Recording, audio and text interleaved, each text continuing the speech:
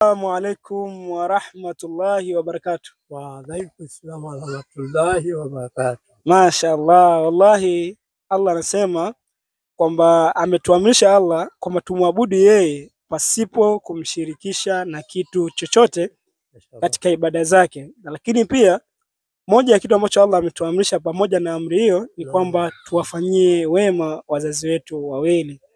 Bimaana hakuna kitu kizuri kama wewe ukawa ni sababu ya mzazi wako kutabasamu. Na Mtume sallallahu alaihi wasallam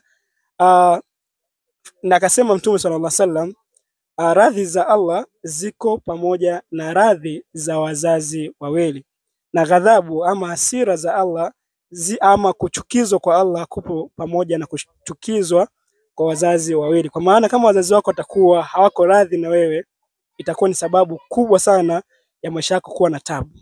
Allahu